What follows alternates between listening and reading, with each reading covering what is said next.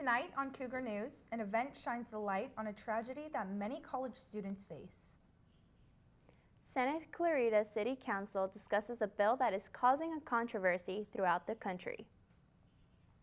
And a 4-year-old girl is inspiring COC athletics to raise awareness against an unfortunate disease. Cougar News starts now.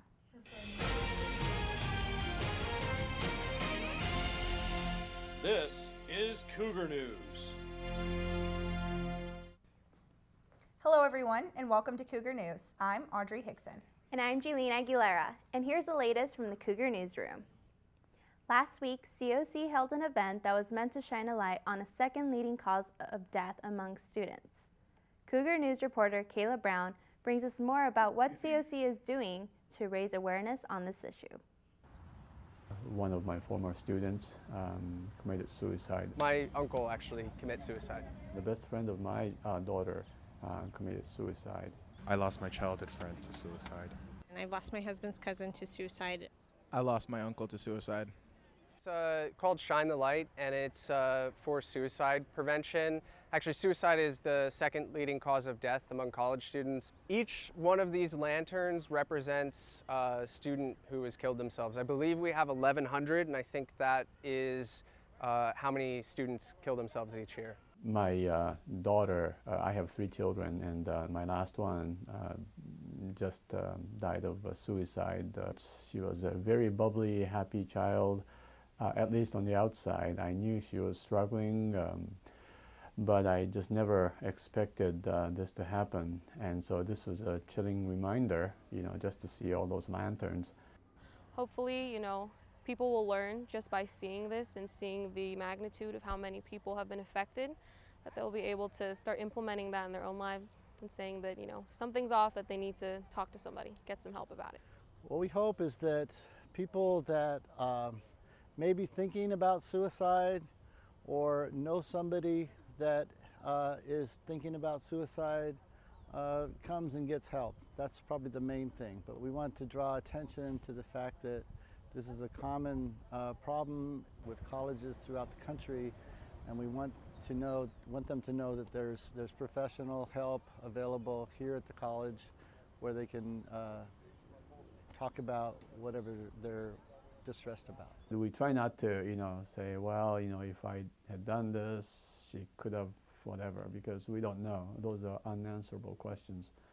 But the impact is so much, and to the point where we think, if our daughter Erica knew that there was so much, impact that her death would cause, maybe she wouldn't have done this. If you or a loved one are experiencing thoughts of suicide, you can call 1-800-273-TALK or visit the Health and Wellness Center located in the Student Center down the hall from the cafeteria. Detectives are investigating a woman's death after she was hit and killed by a moving train in Newhall. Officials identified the victim as 49-year-old Elizabeth Torres. They say Torres crossed paths with the Metrolink train near Railroad Avenue and Drayton Street. The train was heading to the Santa Clarita station when it struck the woman. Fire crews pronounced Torres dead at the scene. The victim was believed to be homeless and may have been a client of a local shelter. A memorial service is planned for this Friday at a bridge to home just a few yards from the crash scene. 2 people are dead following a fatal crash on Interstate 5 in Valencia over the weekend. The crash was reported on Valencia Boulevard off-ramp shortly after 6 p.m. Saturday. Santa Clarita residents Man Jae Hung and Kang Duk Hong were traveling in a white Chevy Volt when a car struck a tree. Fire crews pronounced the 76-year-old and 72-year-old dead at the scene. The crash did not impact traffic. No SIG alert was issued. The cause of the collision is still under investigation. There are serious dangers that come from driving fast around our canyon roads. Reporter Alana Martinez talked to the CHP about what they're doing to prevent excessive speeding. Speeding is all fun and games until you see flashing lights. We don't want people dying on our roadways. That's the #1 thing we try to combat. And CHP isn't just patrolling the highways. In San Francisco Canyon, we have Bouquet Canyon, Soledad Canyon, Agua Dulce Canyon, Escondido Canyon, Vasquez Canyon. I mean, I could keep going on. Even if you don't see them, We do have lots of patrol going on in the canyons right now. they're out there. Sierra Highway, like all the other canyon roads, we have operations planned out. Sometimes where there's 2 or 3 or 4 officers will go out there and solely focus on traffic enforcement, whether it be speed or crossing over double yellow lines. It's not the roads that are dangerous, it's the people. The speed limit is 55 miles an hour. We've seen upwards of 100 and some miles an hour on those canyon roads, which is very, very dangerous. To help reduce the speeding in Santa Clarita, officers are doing what they do best, patrolling. Us being out there is a deterrent, right? If you know that I'm going to be out there writing tickets, are you going to go speeding? Probably not, right? We want people to get to their destination and do it safely. When you get in your car, remember to use your common sense. Buckle up and drive the speed limit. For Cougar News, I'm Alana Martinez. In a 7-hour council meeting, almost 200 speakers voiced their support and concerns on Senate Bill 54, also known as the California Values Act. Reporter Elena Tovar witnessed the heated discussion.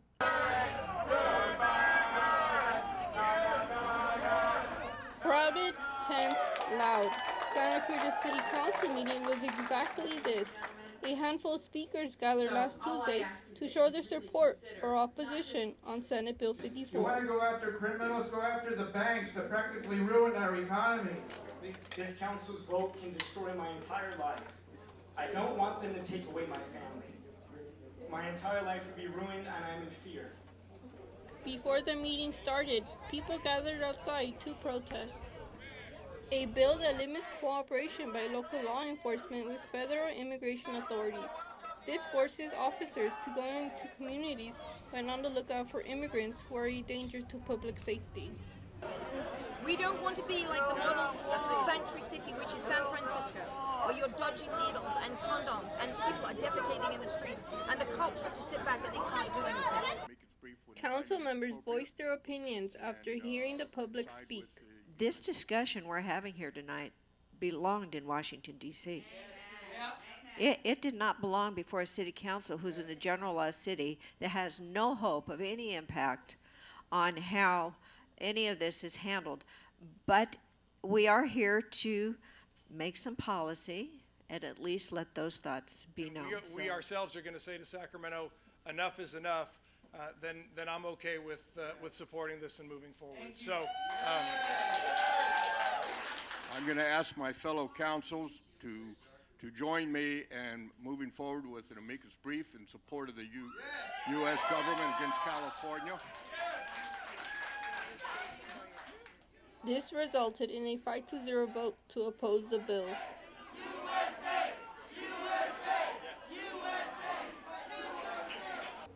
Many constituents even told council members that they will vote them out on this coming election. Reporting for Cougar News, I'm Elena Tovar. The deadline to register to vote for the state's primary election is next Monday. Cougar News reporter Luis Villa shows us why young voters should get themselves to the voting booths on June 5th. What I would say is the decisions that political leaders are making right now are going to affect what happens in the future. Opinions, debates, and discussions are in the air as the California statewide primary election is fast approaching. Yes, they come together. A place to have an open dialogue and converse was held in a university center last Tuesday, where members of the community joined to talk about the propositions that will appear on the June ballot. But perhaps one of the more interesting aspects of this election is the amount of participation coming from younger people. Man, change! Somebody say change! I will say is in the 25th congressional district here, there has been a lot of young people active participating in ways that I've never seen before. Whether that means that they're actually going to go to the polls, that's a different story. COC political science professor Phil Gusson hopes that young people show up to voting booths and take initiative to hold their government and representatives accountable. The longer younger people don't get involved, the more they encourage and essentially reward short-term thinking. And I don't think that's good for the country. Mr. Gusson worries that if young people don't start participating in elections, they will face the consequences in their future. And I don't believe that it's a left-right issue. I think that some of the challenges that young people are going to have to be dealing with, it doesn't matter if you're a Democrat or a Republican. You're all going to be facing the same challenges. Do something. Students interested in the science and environment had a chance last week to attend a talk that covered both topics. The event featured a guest speaker whose background might come as a surprise. Reporter Bobby Block has the story. Students crowded into a conference room on campus last week to listen to a talk by geologist turned congressional candidate Jess Phoenix. I haven't even mentioned volcanoes. We're going to get to that because that's the fun part. The talk, which focused on her scientific research and nonprofit work, was hosted by the Hands on Earth Club in conjunction with ASG. Basically, Jess Phoenix has a lot of knowledgeable insight that I thought that the students, need to hear. Students eagerly took notes as she offered advice for getting started in a scientific career. My big advice for you guys is to just say yes to things and tell people what you're interested in. And listened captivated as she shared stories about earthquakes, volcanoes. I got to take helicopters over active volcanic vents. I got to map flowing lava. I got to sample flowing lava. And some of the unexpected challenges of fieldwork. We were at this village with Maasai warriors, and I was supposed to meet with the elder to ask him about the volcano and get the blessing to go and work on it. While the event was billed as an apolitical scientific talk, in today's charged climate, the two topics often seem difficult to separate. We need to restore that funding for the earth science that just got cut. That is really disturbing to me. But in spite of the controversy, the organizers maintain that events like this serve an important purpose. Scientific outreach is one of the most important things that scientists can do in this day and age. And there's more opportunities for like this so that people can get engaged and be inspired, you know what I mean? For Cougar News, I'm Bobby Block. Santa Clarita Democrats held a rally in Newhall this week.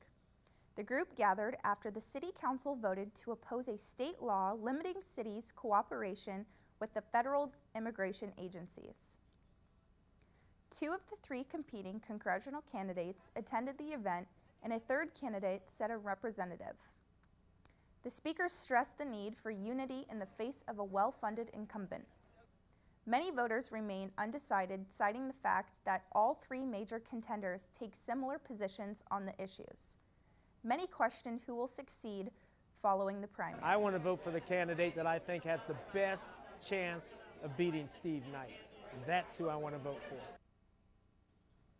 For more on this story, go to cougarnews.com.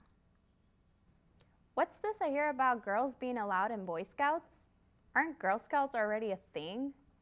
Reporter Jed Buckout met up with CEO of the West LA Boy Scouts Council to find out what's going on with girls in the Boy Scouts. Girls in the Boy Scouts? According to a recent decision by the Boy Scouts of America, girls will soon be implemented into the Scouts by no later than 2019. The rebranded Scouts will be known as Scouts BSA in what is yet another step towards all-inclusiveness in the Boy Scouts. To some, the move can be seen as overdue. Every other major country, there's just Scouts. And so we are sort of behind. For decades, the Cub Scout program has already allowed girls into their ranks, with thousands of girls already having joined under an early adopter program. We've had girls in the program for the last 50 years, explore in the exploring program for over 50 years, and in venturing for over 25 years. So nobody raised too much fuss about that. The changes to the Scouts initiative, which previously included a newly inclusive attitude towards those in the LGBT community, is ushering in with a new slogan, Scout Me In. As of now, there aren't plans in place to allow girls to become Eagle Scouts. Still, if the Scout Oath has allowed this level of help to occur already, then Scout Me In. For Cougar News, I'm Jed Buckout. And now we take it to what's trending. Skylar, can you tell us more? Thanks, Audrey. First, here in California, 2 parents are being charged with abusing their 10 children at their home in Fairfield. According to Solano County Sheriff's Office, the parents, 29-year-old Jonathan Allen and 31-year-old Ina Rogers, tortured their children who had puncture wounds, burns, bruising, and injuries consistent with being shot by a pellet gun. The kids range in age from 4 months to 12 years old and have been placed in protective custody. Their parents have been charged with a combined 18 counts of child abuse, while the father has been also charged with 7 counts of torture. And a judge in Riverside County has overturned California's controversial End-of-Life Option Act just over 2 years after it was passed. The law originally allowed Californians diagnosed with terminal illnesses the option to take life-ending drugs that would allow them to choose to die before their sickness takes them. The judge claimed the California legislature violated the law by passing an act through a special session dedicated to health care issues. Supporters of the act claim the judge made the decision not knowing that it was a health care issue, since it dealt with medication. The court is holding its judgment for 5 days to give the state time to file an emergency appeal. And finally, we take a closer look into space. Yesterday, NASA released the first image of Earth and the Moon captured by the Mars Cube 1 satellite, also known as WALL-E, recreating the original photo taken by the Voyager satellite in 1990. This photo captures both the Earth and Moon in one frame, each looking like a floating speck in the black void of space. With this image, NASA set the new distance record for the satellites, with the photo taken over 620,000 miles away. And that's all that's trending this week. For more local stories and news, you can check us out online at cougarnews.com. And that's all that's trending. Back to you, Audrey. Frightening moments at a Palmdale High School after a former student opened fire. One student was struck as shots rang out. George Ventura has more on the investigation into the shooting. This was a scene at Highland High School Friday morning after an active shooter was detained. Security guard and students share their thoughts on today's event. I put at 7 o'clock. Yeah, I got here around 7 o'clock and I just heard 2 shots and I ran for cover. Do you know exactly the area of the high school? This front admin area. Okay. The front admin area. I believe that's the first quad. Were you in class when you heard the shooting, or? No, I was actually in the commons by sitting down on a bench, and then that's when the shots were coming from. They were coming from the commons near the bathroom. After the shootings occurred, what was the security procedure? Basically, we all just ran, and then we heard that the school's on lockdown, and then we ran all the way down here. And then the guy was over here trying to get in the classroom, so I went to the classroom. I had him for 2 classes, and he was such a nice kid. And all I know is that people were saying that people were bullying him a lot. So maybe that's why he did this.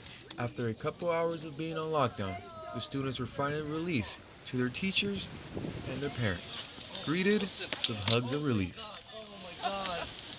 Oh, thank you. Oh, you're okay. Holy shit. Oh, thank you. Are you?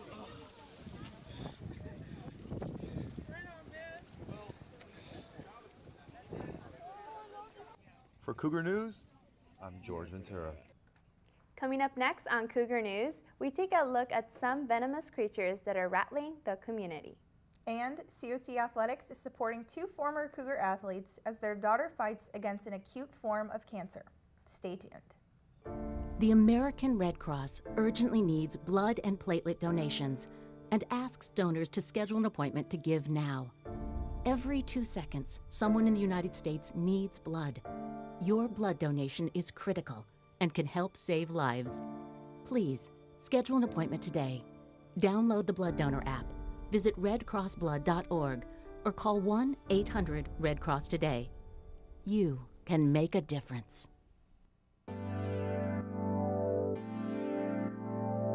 They've been very caring. They care about every single student that's in the class. Yeah, everyone seems to be pretty friendly with each other. No one's really afraid to ask each other for help. Working with other people, not being ornery, actually, listening to what people say, collaborating with them to create a really good product. It's great to use the same stuff the pros use, especially at a community college. Hopefully we give them a pathway to have their creativity showcased. I've gotten a great education. I love the access to equipment. I've made lifelong friendships. I have great teachers.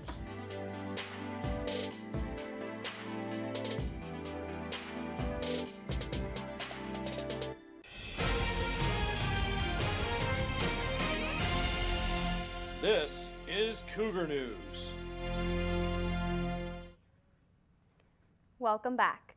With summer a few weeks away, rattlesnakes are making their appearance across the Santa Clarita Valley. Here are some tips on how you can stay safe when encountering these venomous creatures. It's that loud, terrifying rattle that alarms us that it's that time of year again when rattlesnakes come out to say hello in Santa Clarita. With rattlesnakes being one of the most dangerous snakes we have here, it can be very scary for residents who encounter these venomous creatures around their neighborhoods. Rattlesnakes, I get why people are scared of them, but in reality, if you see a rattlesnake, you're fine. Yeah, they can't move fast. They strike really quick, but they can't really move fast, and you can walk backwards just at a normal pace faster than they can move at you. But I'm fine. He can't hurt me from here. Santa Clarita also has multiple snakes here in the valley. But don't worry, the only venomous snake we have here are... In our area is the Southern Pacific rattlesnake. Everything else is harmless. One bite from these Southern Pacific rattlesnakes can be very severe and requires an immediate emergency visit to your local hospital. Really advanced venom. So if you get bit and the people put a tourniquet on, the first thing they want to stop the spread, it's digesting your arm. John is a local Castaic resident who professionally removes snakes from people's homes free of charge. John also shares a love and passion about snakes from all around. But for sure, there is no chance of him having a rattlesnake as a pet. And you know where your hands and feet go, especially in the springtime and in the fall. Know where your pets are. If you have kids, don't let them play in the bushes and stuff during rattlesnake seasons. When encountering a rattlesnake, be sure you keep your distance and try to stay away from the rattlesnake at least 5 feet possible. If you or someone you know has been bit by a rattlesnake, call 911 or go to your local hospital. Reporting for Cougar News, I'm Jaylene Aguilera. Do you know what it takes to become a firefighter? Reporter Georgia Rios takes us along for LA County's largest fire station open house. The Los Angeles County Fire Department held their 21st annual Fire Service Day open house at their North Regional Fire Station in Lancaster. It's really our opportunity to connect with the public. Over 300,000 times a year, Los Angeles County is called for 911 services, but we never get the chance to really interact with the public, and they don't really have the opportunity to come out and see what we do up close on a first-hand basis often. So this is really our opportunity to kind of have the public out and show them what it is we do and how we do it, and along with that, talk about some of our cooperating and assisting agencies that help us to carry out the mission of Proud Protectors. Families and friends were able to climb into trucks, try on gear, as well as watch firefighters themselves fight car fires and complete extractions. One popular event was the ability to get up close and personal with one of the county's 3 Sikorsky S-70 Firehawks, which can hold up to 1,000 gallons of water. In addition to fire personnel were the urban search and rescue dogs, who train in a large variety of skills, including finding people and even being comfortable enough to rappel off buildings with their owners. Altogether, the Fire Service Day opened the eyes of many citizens and maybe ignited passion into children's dreams. For those kids to come out and get that first-hand look at the equipment, to climb on the fire engines, to get in the gear, to squirt the water, and just kind of see what it is we do, some of the fun stuff we do on a daily basis. For Cougar News, I'm Georgia Rios. Now let's take a look at this week's weather. Alana? Thank you guys, and hello everyone. This week in Santa Clarita is going to consist of some roller coaster temperatures, starting at 74 tomorrow on Thursday and then heading up towards 80 degrees on Sunday. Then come Tuesday next week, it's going to go back down to about 74. Down the 14 freeway in Lancaster, the skies are going to be pretty sunny with some clouds scattered here and there throughout the week. One thing I do want to note is that tomorrow through Wednesday, it looks like it's going to be pretty windy, so if you are out in Lancaster, just be prepared for this. Over at the beach in Santa Monica, temperatures are going to stay to the low to mid 60s, relatively cool over there. Same within the mountains. It's going to maybe creep up to the low 70s Saturday and Sunday, but for the most part, it's going to be relatively cold there too. Speaking of mountains, 20 active fissures have cracked in Hawaii after the Kilauea volcano erupted. Officials say that it may not be over. There still could be some extensive eruption coming from this volcano. The Cougar News crew and I are keeping everybody affected in Hawaii in our thoughts and prayers. Guys, back to you. Have you ever wanted to donate food but don't know where to start? John Nathaniel takes us to a familiar location to answer that very question. The National Association of Letter Carriers held its 26th annual food drive this past Saturday. Post offices all across the country asked residents to leave bags of non-perishable food outside by their mailbox. We put a card in every address in Santa Clarita, a bag, and the people load up, canned goods, dry cereals, rice, beans, anything that could be on the shelf. This food will then be collected by postal workers on their regular routes. If you imagine you're college and you're trying to pay your tuition and work your way through school, maybe you're a single mother, you're taking care of a kid as well, you don't have a lot of income to buy food. So, what happens when the food is brought back, and who does the food benefit? These food drives are very localized, so all the food in all of these cities usually goes to a local food bank. Especially on those summer months when donations are at their lowest. We have a lot of donations for our food pantries in the holiday season, so that only goes so far in the year. We have any more in the van? It's well liked in the community. It's the one thing that people really like to say nice about the post office. If you would like to donate, you could visit scvfoodpantry.org. For Cougar News, I'm John Nathaniel. Who would have thought we could donate food at our local post office here? Now let's toss it to entertainment with John Nathaniel. Thanks, Jaylene. Actor and rapper Donald Glover releases This Is America music video that has gone viral all over the internet. Glover displays symbolism regarding gun violence throughout the video. Reporter George Ventura talks to students on campus to see their reaction to the controversial hit. Rapper and actor Donald Glover, also known as Childish Gambino, released This Is America music video that has gone viral all over the internet. The potential controversial smash hit gives you a look at today's nation's gun violence. In the 4-minute music video, Gambino displays symbolism throughout the video that you might have missed if you've only watched one time. In the very beginning of the music video, it starts off with a man sitting down playing the guitar in what it seems to be a warehouse. Gambino then walks over to the man while dancing at the same time. Many on the internet have references to Jim Crow dancing. Then Gambino shoots his first victim. Notice how much care is given to the gun and not to the victim that was just dragged off the scene. Throughout the video, Gambino is seen dancing with a group of kids while chaos and violence occurs in the background. Many believe what Gambino is doing here is showing how young Black America is distracted by music and dancing to face real problems going on in America. In one part of the video, Gambino reenacts the Charleston church shooting that took place in 2015. We spoke to students on campus to see their reactions and thoughts on this viral music video. Just like the gun was more important because the way that it was handled, like the way he just hands it off and it's taken away in the cloth, whereas the people are just left there. And after they're the ones that have just been shot and they're the victims that should be taken more care of rather than the gun itself.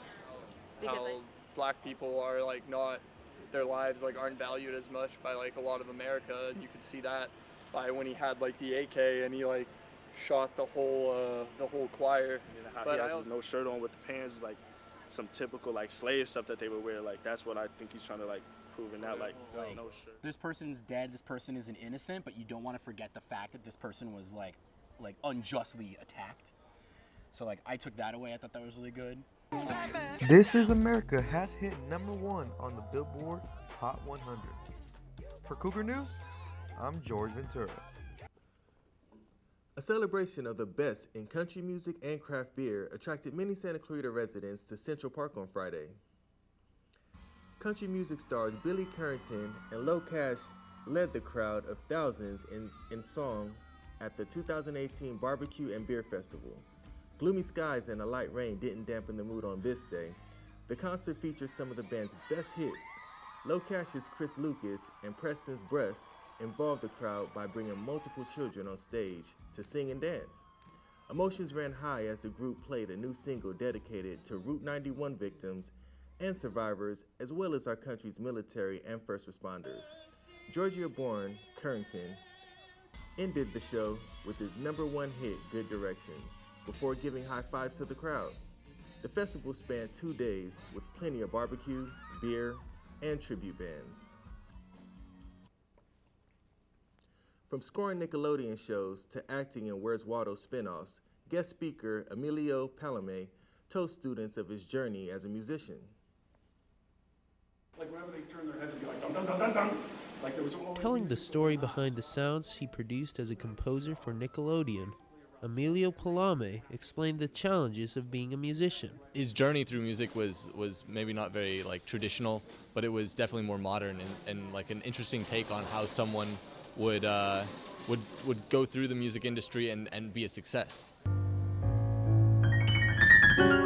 Palame got his start in LA performing live in music clubs and then playing piano for Miss Peggy Lee. Years later, though, he was composing music for Nickelodeon shows such as Ned's Declassified School Survival Guide. You know, it's been funny because I've done a lot of work with young people in doing some student films, and they're all pretty much the same generation that has seen Ned's Declassified School Survival Guide, and they know that music, and so it's kind of a trip to be recognized for that. College of the Canyons Club Hippified Records invites the speakers to inform students how to break into the music industry. Because one of our main goals as a club is not just to like put on shows and create sort of a, put on shows, put out records and stuff like that. And we're also really heavy into music education. Drifting away from music, Palame broke into acting, getting his start on student films. Mr. Waldo, you're a hard man to find. Not hard enough. I've actually worked on professional movie sets where they weren't as good as some of the student people that. But he still maintains his passion for music by teaching young students to continue the craft. I feel really comfortable around young people because I've worked with a lot of young people over the most of the course of my career, and it's energizing and it's great, and it gives me a lot of faith and hope. For Cougar News, this is Mauricio LaPlante. And now it's time for our newest recurring feature where Jed Bookout shows us once again that he watches way too many movies. Cougar Review starts now. Welcome to this week's Cougar Review. Life of the Party is a new comedy starring Melissa McCarthy about a recent divorcee living out her dream of going back to college. McCarthy is Deanna, a former archaeology major who has to juggle class, a love life, and not embarrassing her daughter, who is also her classmate. Life of the Party feels hollow and devoid of any real stakes to move the plot along, but it's aided immensely by an always game McCarthy. Seemingly incapable of being bad, it's almost worth the price of admission just for her tour de farce performance alone, though the film just comes up a little short in the end. As a reboot, Cobra Kai does not fall in line. It is both an edgy and quirky spin-off of The Karate Kid. The show follows the resurgence of the once antagonistic Cobra Kai into a refuge for underdogs who learn how to fight back against their bullies. The homage the series pays to its predecessor at times robs the original's tense and provocative build-up, but the story blurs what exactly each character is fighting for and shows some of them becoming just like the enemy they hope to defeat. Cobra Kai is no Karate Kid, but it challenges those who enter to move on from the past without forgetting it.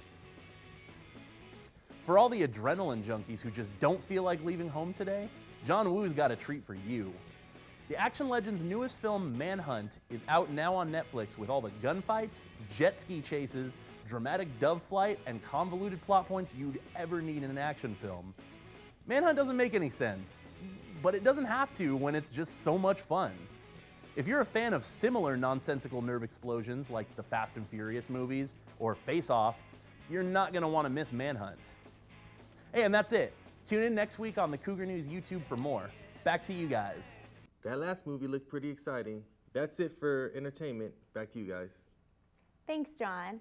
Coming up next on Cougar News, a family of former COC athletes shows us what the real meaning of turning life's lemons into lemonade. And we take a look at how many residents are grabbing their bikes and hitting the trail. Stay tuned. In a home fire, can your family safely escape in 2 minutes? I heard my oldest son holler for mommy, and all I could see was smoke. The boys, we never really worked with them, I guess, on telling them what to do if there's a fire. We lost our child. We lost everything. Make sure you can safely escape a fire. Practice your 2-minute drill. Test your smoke alarms monthly. Make your plan today.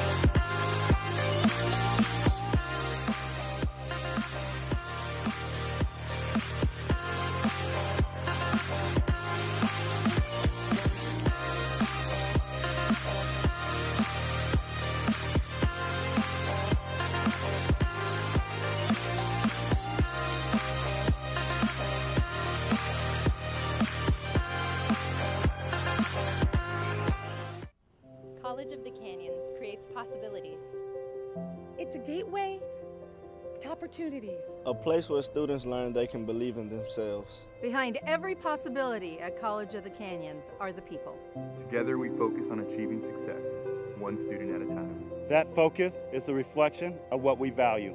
It defines who we are. We are. We are. We are College of the Canyons.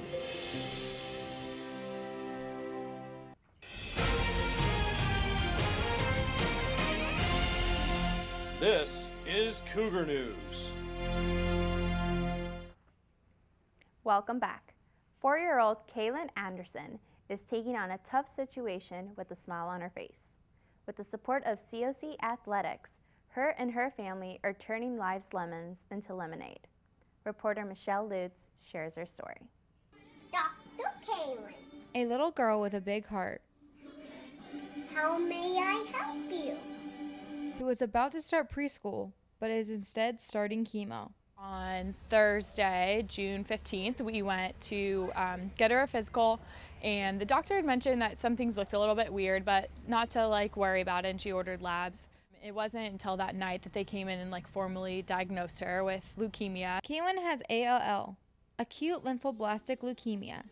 Put your arm up. As her friends would be on the playground, she would be spending the next month in the hospital, just trying to get her immune system back up. She was getting chemo every day, and then from there we've moved from weekly to monthly appointments. A 4-year-old may not know what they want to do as a career, but she tells us she wants to be a doctor now. And many may cry at the sight of a needle. She is 4 and she gets her blood drawn, she doesn't cry. She tells them, she counts down for them. I mean, she goes through a lot of stuff, and she's just very positive about everything. Kaylin is always smiling and not worried about what the future may hold. It's very common for them to relapse. So to know that she's never gonna live with a peace of mind that most of us can live with and know that we're healthy. It's like her life's on hold while the rest of the world's revolving. Their family of 3 has learned to make the lemons life has gave them into lemonade with the support of COC Athletics. For 2 former COC athletes and then their daughter, to do something for them was a great opportunity for us. We're men's basketball. We just did Lemons for Leukemia, and we're calling out women's soccer. Yeah. Lemons for Leukemia has been challenging COC athletic teams to raise awareness for leukemia, Be the Match, and Team Kaylin. So we started with the football team was the one that started it. The football team ended up challenging the softball team challenged the baseball team, and then from there the basketball, men's basketball and women's volleyball were also challenged. I've got to spend some time with Kaylin at baseball games and softball games and things like that, and so she's an amazing kid. Smell this. She's doing so good, so we're just thankful that she's doing so well. For Cougar News, I'm Michelle Lutz. Tune in to Cougar News in 2 weeks to hear more about Kaylin's story and find out how you can join her family and COC Athletics in helping others fight against leukemia. What a touching story. Let's see what else COC Athletics is up to. Sam, can you tell us more? I sure can. COC Sports wrapped up its spring season with many of the team's seasons ending in heartbreak. COC men's golf finished runner-up at the state championships. The Cougars carded a 5-man score of 754 and had 2 players finish in the top 10. COC baseball season ended after dropping their regional playoff series to Palomar. After splitting the first 2 games in the series, Palomar would take Game 3 by a score of 11-8 and end the Cougar season. After winning their regional playoff series, COC softball would fall to Mount San Antonio in the Super Regional. Although the Cougars' amazing season came to an end, 11 players earned all-conference honors. West Ranch and Golden Valley faced off in the final Foothill League game, with Golden Valley hoping to capture their first win and West Ranch looking to stay in second place.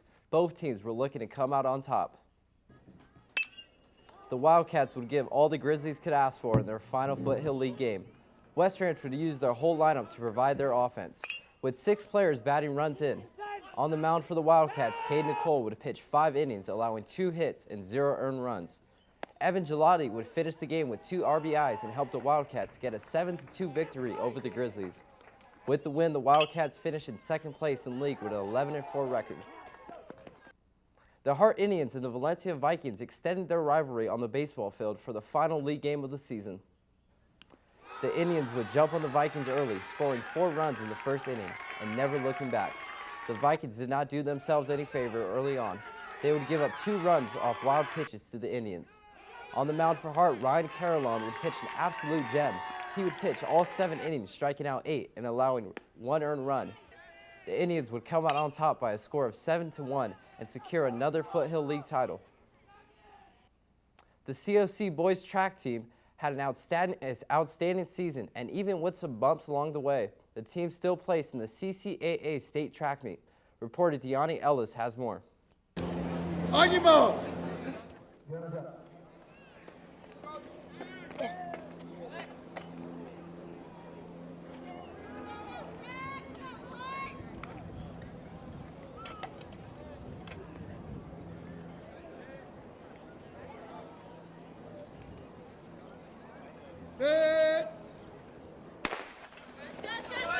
Slade Cavallero, as well as his other teammates, have had an outstanding track season. 4x4, we broke the school record recently. We went 3:14.2. It was a very exciting experience, one that I'll always remember. And now everybody here is classified as the fastest group of 400-meter runners to ever be assembled at College of the Canyons. So yeah, I'm very blessed to have that title under my name. And although the guys were just inches away from making it in their individual events, Cal, Leo, Blake, and Slade will all be participating in the CCC state meet event for the 4x1. Last week in the 4x1, we ran a 41.9. Our handoffs were a little sloppy, but I think next week at state we can get those handoffs cleaned and hopefully get second or third in state and become All-Americans in SoCal or in California. And for these guys, running at College of the Canyons has only helped them out for their future. Wrestling to me was the 400 because I had been struggling because I've been injured all season, last season and the year before, so I just wanted to come back and see what I was able to do. And I was able to run 48.09. I'll take it. It's going to help me to bring some confidence going into next year with the university that I want to go to. The COC boys are set to run this Saturday at Bakersfield Community College for their final Cougar state meet. I'm Deani Ellis from Cougar News. Thanks for watching. Santa Clarita hosts the annual Hit the Trail community bike ride for cyclists all around the city. Friends and family came out to participate in one of Santa Clarita's Bike Month events. Cyclists from all around Santa Clarita met at Heritage Park to participate in the 9th annual Hit the Trail bike ride. Even with the cloudy weather, dozens of cyclists, young and old, came out to participate. Santa Clarita has been named one of the 10 healthiest cities in the country, and it's because of these trails, the 34 parks we have, the miles and miles of trail system we utilize, and so even if the weather's not perfect, you still see people showing up and wanting to take advantage. The riders each lined up for one of 2 rides on the bike trail, one 9-mile ride and a shorter 4-mile ride. The cyclists not only got to enjoy their rides, but they also had the opportunity to utilize free services from various biking organizations.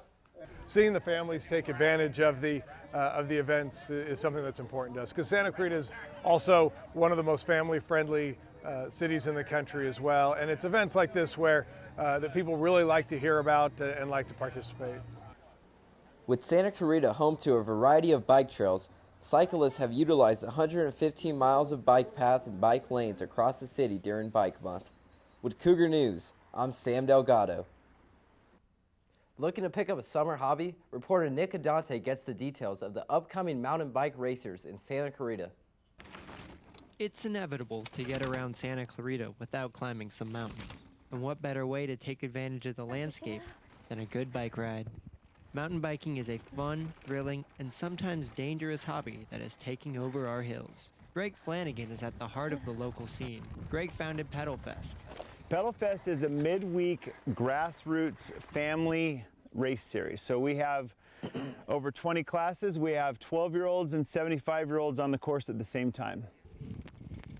There was something Greg noticed was missing after the first event. So the first year we did Pedal Fest was 2013. And at the end of the season, there was all these other teams coming into Santa Clarita and racing, and I thought, there's no team in Santa Clarita. So I just had this idea to start my own team, and we started Crank Benders. 5 years later, Crank Benders has traveled the country, won national championships, all while having a lot of fun and growing Pedal Fest to one of the largest mountain biking races in LA County. It's grown tremendously. Mountain biking in general is growing.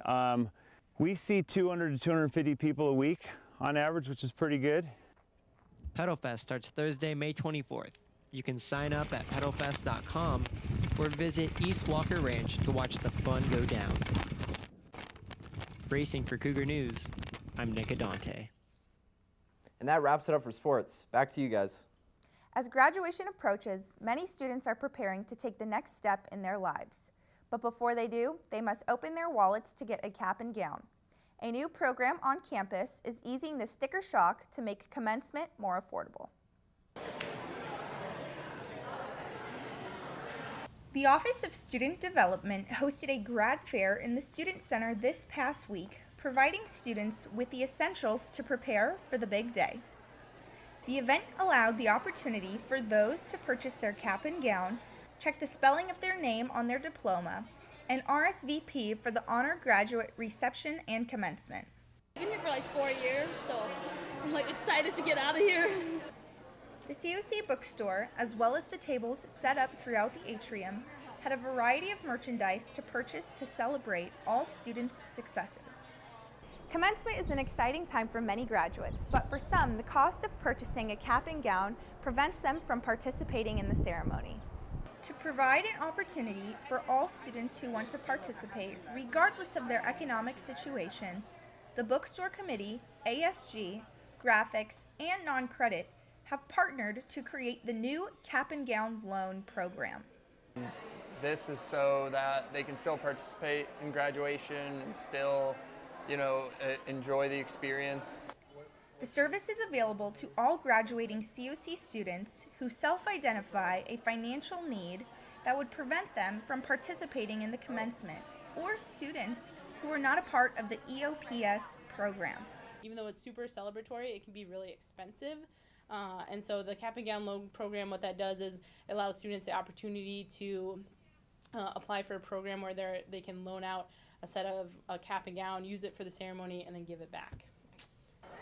Students in need of assistance may submit an online application through Friday, May 18th.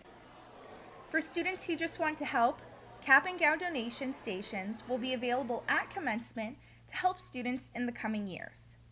Donations to the program may be coordinated through Jess Love, the Student Development Coordinator, by email at jess.love@canyons.edu. For Cougar News, I'm Audrey Hickson. Well, that does it for this edition of Cougar News. I'm Jaylene Aguilera. Remember, you can catch us on the web at cougarnews.com.